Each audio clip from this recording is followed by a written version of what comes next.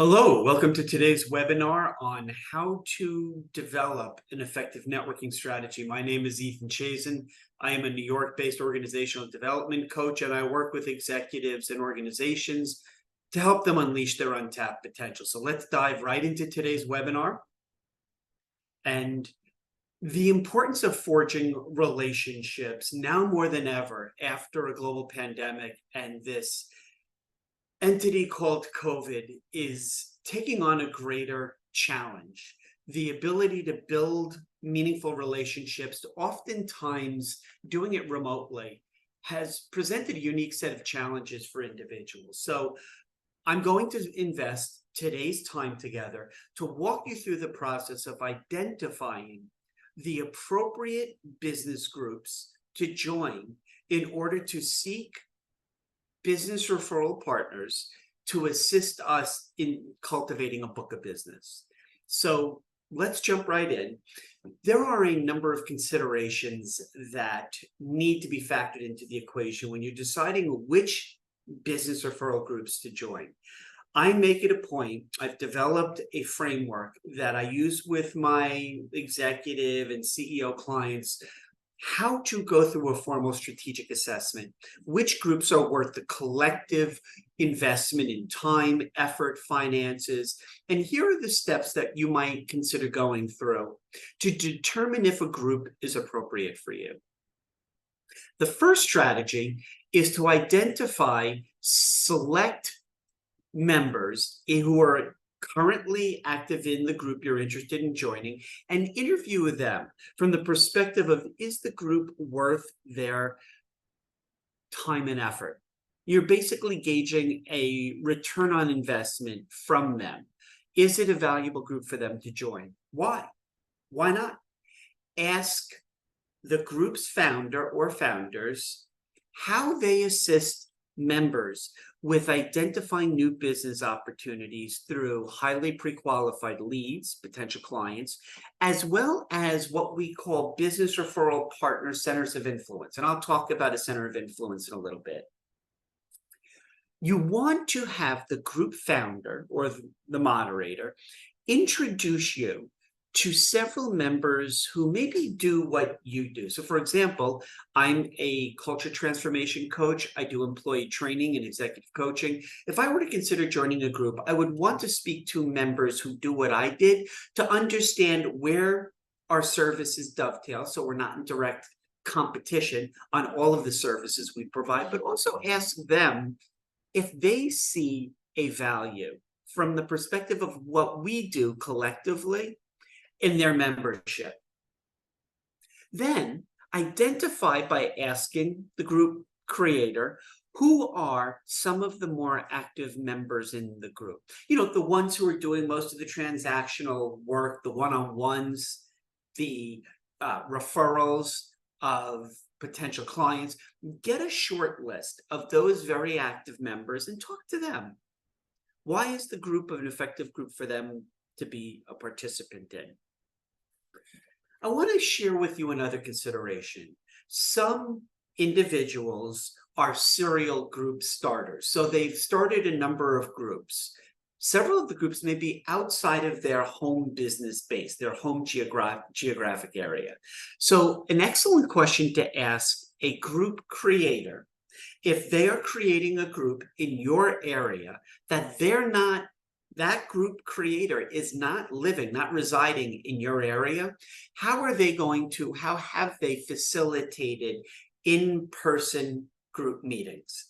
How do they coordinate get-togethers when they're not located in your backyard, so to speak?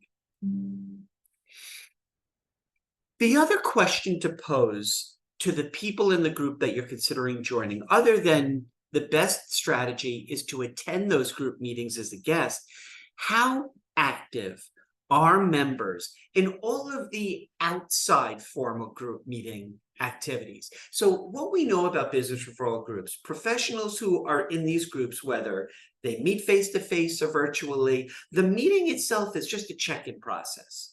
Right? It's just an opportunity to reconnect, report back to the group as a whole, business, given, business received, notifying everybody in the group who you've met, giving shout outs and thank yous. That's not where the real work exists. The real activity is in the one-on-ones. So ask those active members how they go about having one-on-one meetings with other members that are valuable. You really want to gauge all the outside meeting activity. To that point, how, if at all, does the group collectively and the group creators individually hold their members accountable for being active contributing members? Here's what I do in the groups that I've created in the past and do now. I let it be known to members that I monitor their activity. They cannot miss more than one meeting. We have meetings either every other week or monthly. Also, I monitor the level of activity. Do they reach out to other members to do one-on-ones? Are they referring either potential clients or other business referral sources? I want to know that they're just not coasting, that they're just not relying on others giving without them giving back. In other words, the world is filled with givers and takers. I don't want any takers in my group. So you would be well served to understand to what extent the group creator, moderator, facilitator, the leadership team, how do they foster a culture of engagement in the group?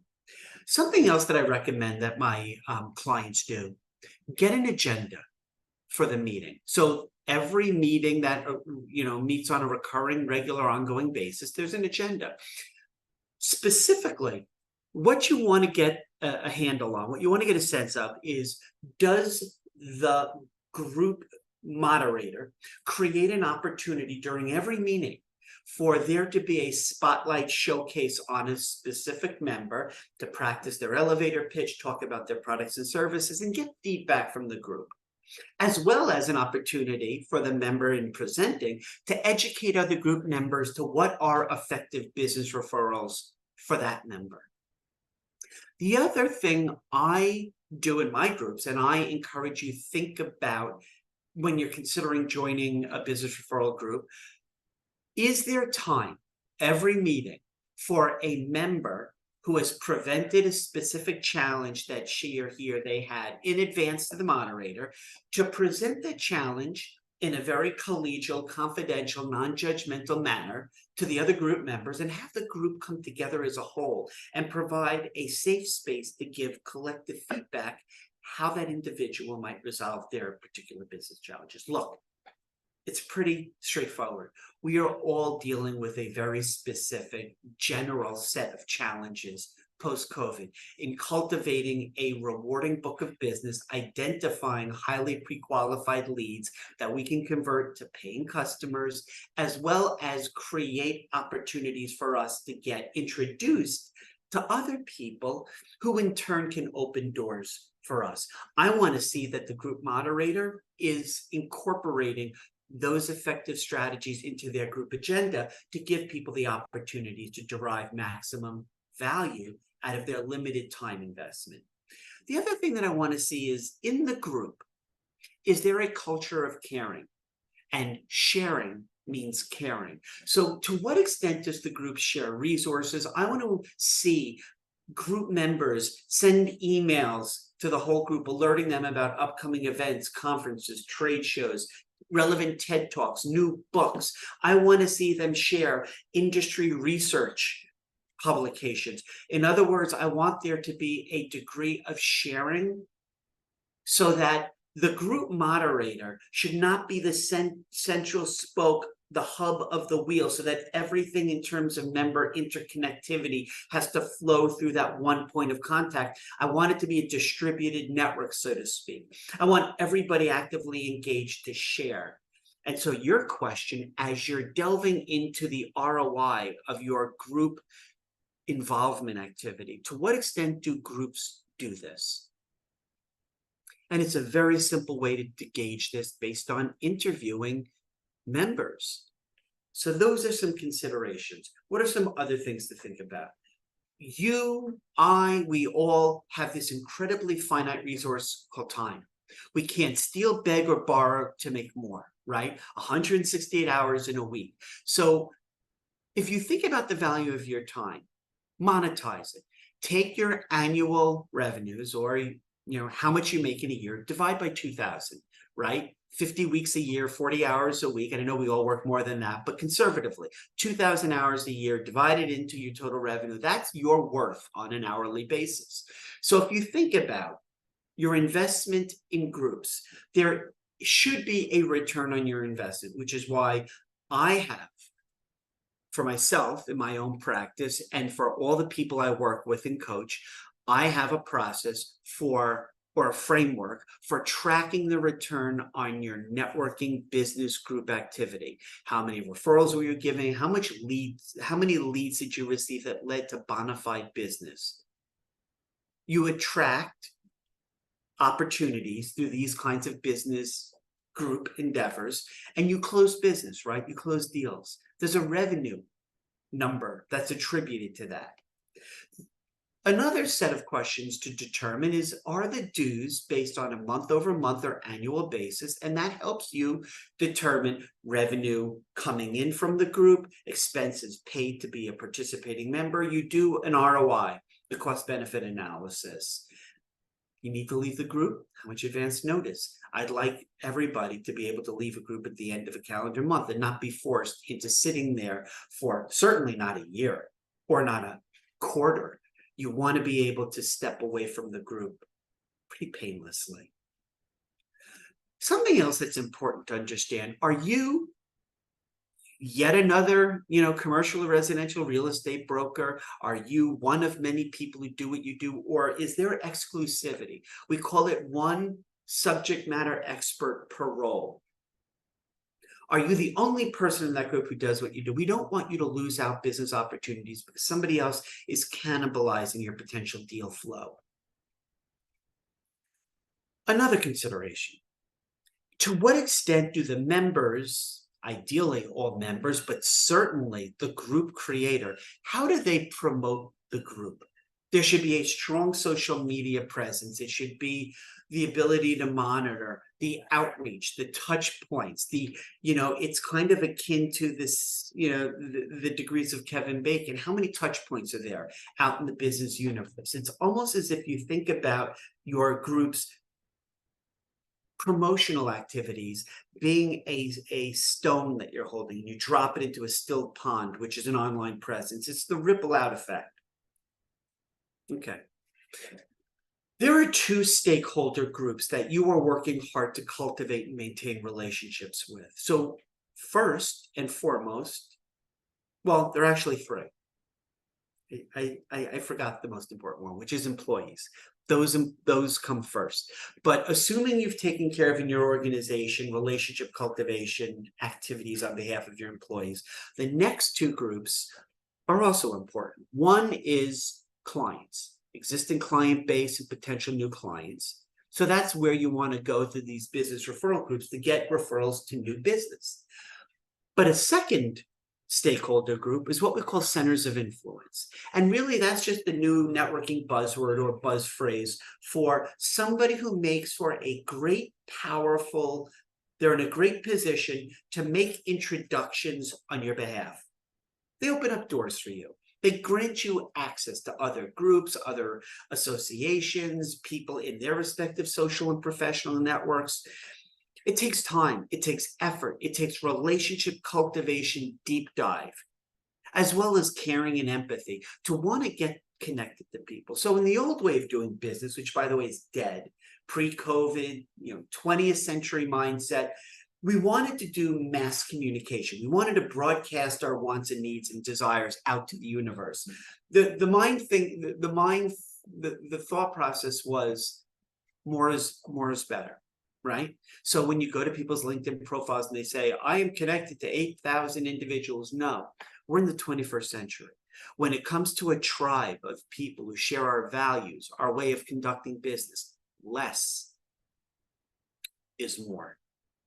And these centers of influence are the kinds of people who have demonstrated a track record of caring, of getting to know your challenges, what keeps you up at night. They've given you access to their networks. They are your proverbial VIP brand ambassadors. The value of their relationship with you is maximized. And by the way, when I say maximized, it's reciprocal. It's a mutually symbiotic or mutually beneficial relationship where givers gain.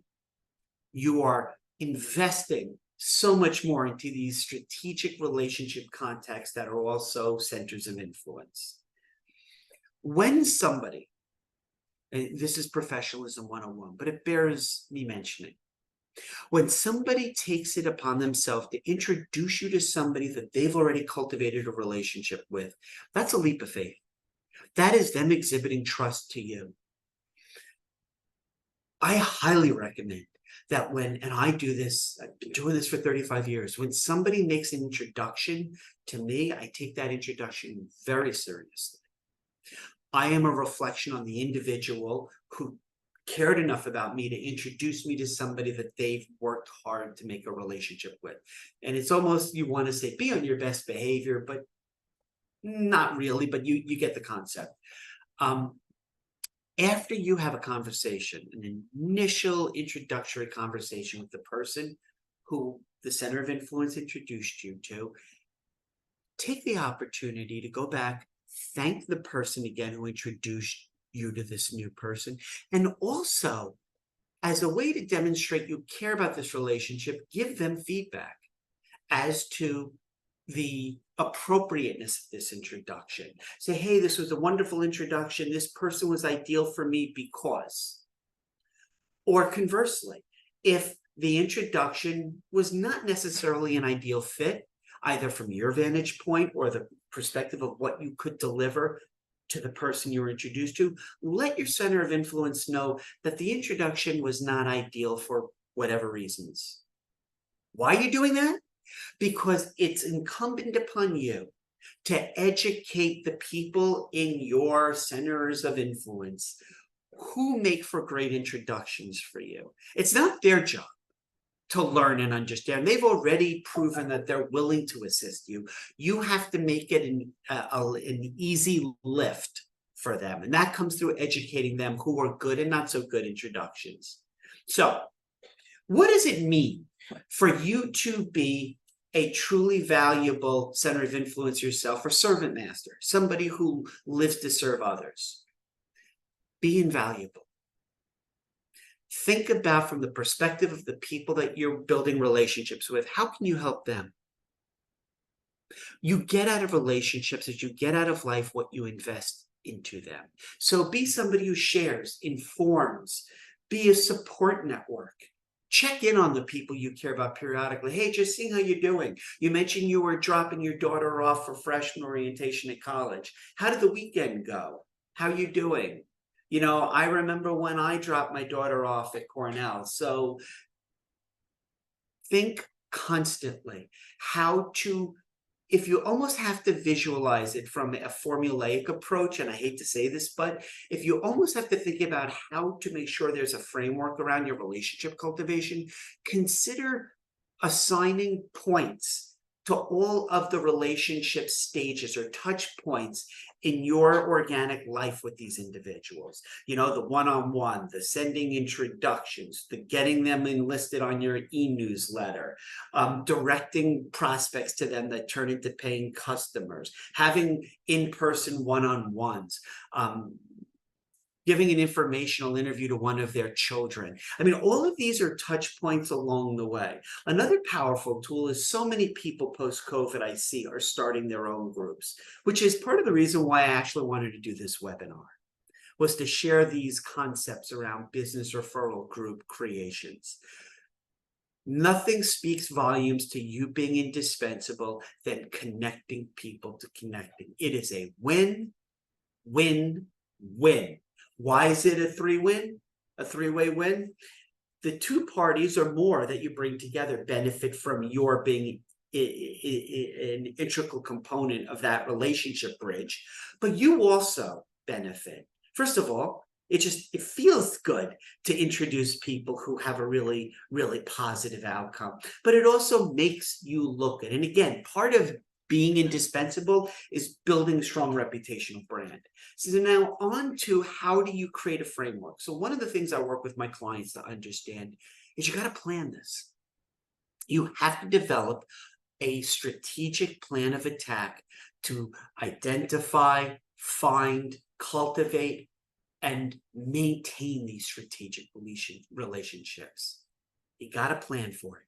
So you start out with an ideal profile, all the attributes, characteristics, qualities you can think of somebody who makes for one of two things: a great potential client, and you fill that client profile out in as much detail as possible. And the second group is a center of influence, a business referral partner. Think as clearly as you can about somebody who has been, in your world, an ideal relationship as a client. What did it take to find her or him or them, to land them as a client, to keep them satisfied in terms of client engagement, relationship management? Document it all. That's your cookie cutter blueprint for success. Similarly, you're going to do the same process for your ideal business referral partners. In as much detail, you get a center of influence profile or avatar so that you can literally identify other individuals by comparing notes to the attributes of this person who's already a very valuable VIP brand ambassador. So the way to think about connections, potential clients, or centers of influence is to do your research. Research them, their backgrounds, their professional bios. Look at everything it took through your actions to land these clients and centers of influence. You're starting to create a structural framework for a relationship pipeline. Not sales. Sales is a transaction and it's an outcome of effectively cultivating relationship pipelines. So I'm not going to spend a lot of time. You can go and replay this webinar and you can see all the details, but an ideal target profile encompasses a lot of different attributes, characteristics, background, education, their job title, maybe their values, their culture. It's the aggregate things that make them unique and valuable, memorable relationships. So you've got all of the touch points, the attributes, characteristics. So then once you've identified your ideal potential client and your ideal potential center of influence, business referral partner, you create an action plan around those two profiles. It's a mini marketing, networking, strategic plan of attack.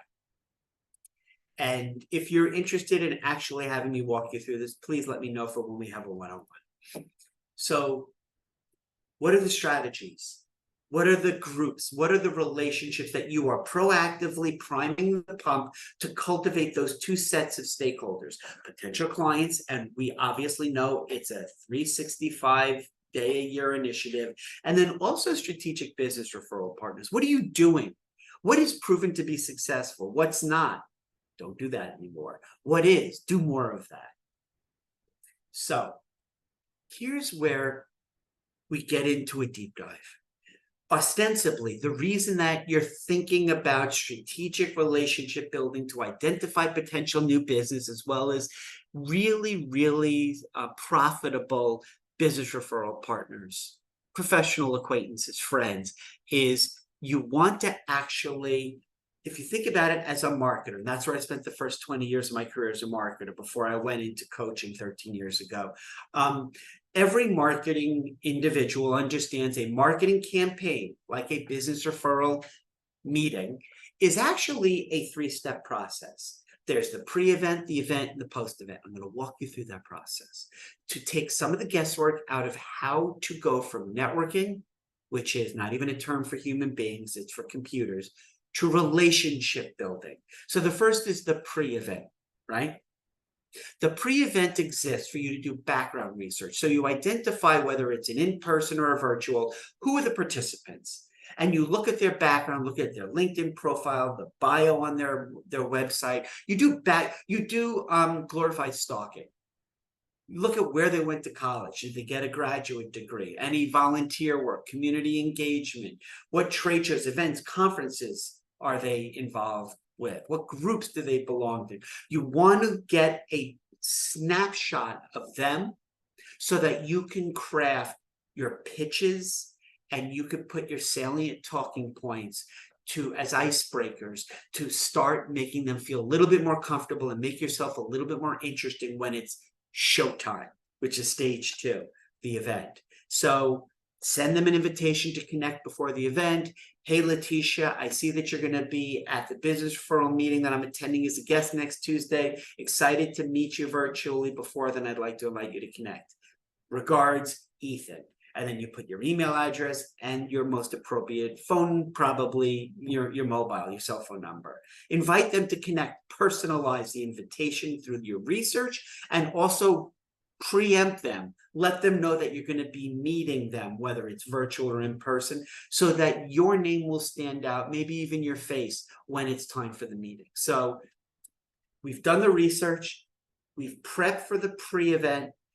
That's step 2. Step 3 is the actual event itself. Most people leave this up to chance. They just quote unquote show up. Not you.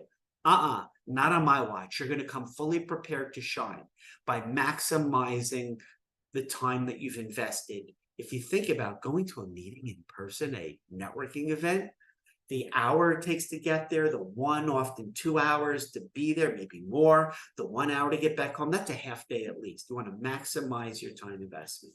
So I've come up with a framework for how to have a one-on-one. And typically, I had to design this for many of my clients that I coach for introverts. And so to give them practice and rehearsal around having a framework, I came up with 521. And what the 521 model is in the first 5 seconds, say something that's so engaging that you catch them off guard. Hi, my name is Ethan. I've devoted my career to helping unleash people's untapped potential to maximize their careers. Something along those lines. It should flow freely and without stumbling.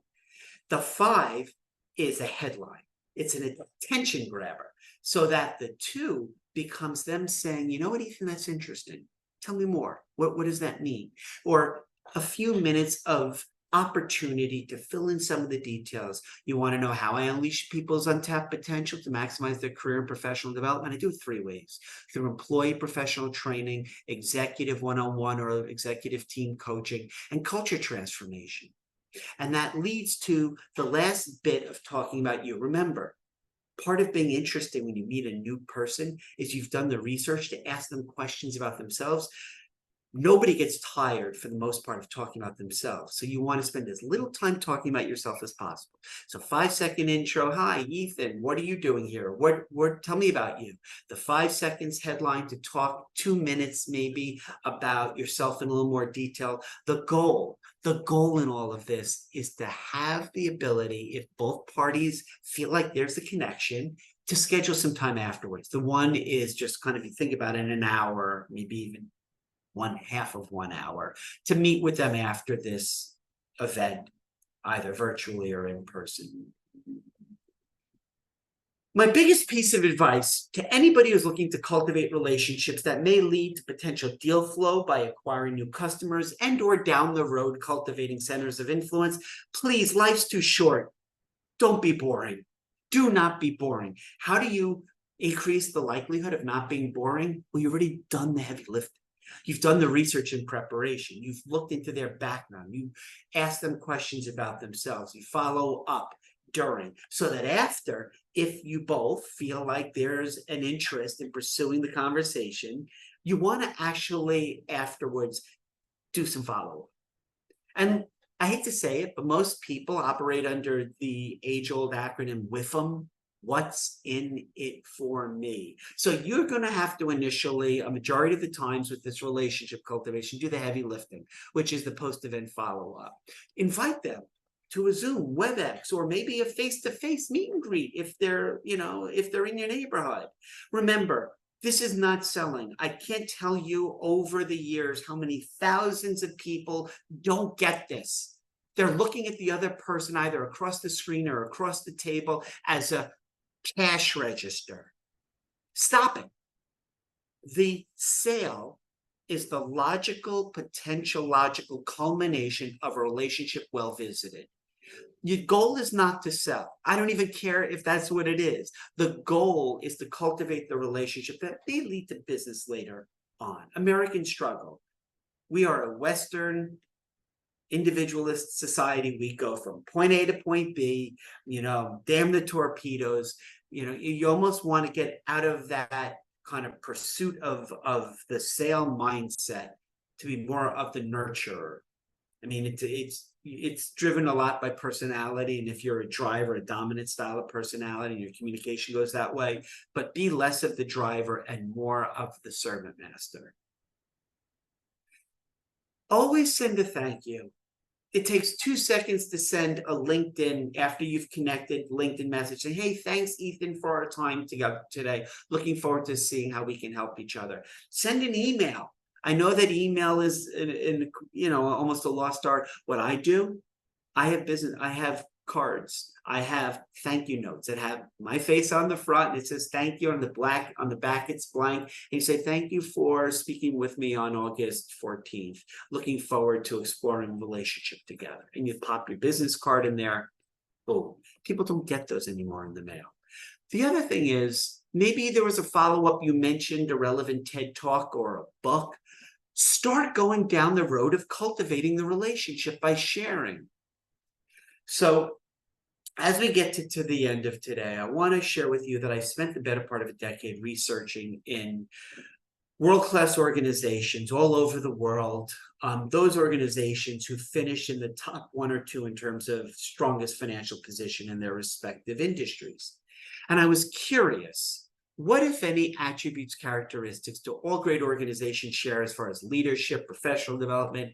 And after about 8 or 9 years of research, the conclusion was there's only one characteristic that all amazing, financially successful organizations share. And here's what it's not.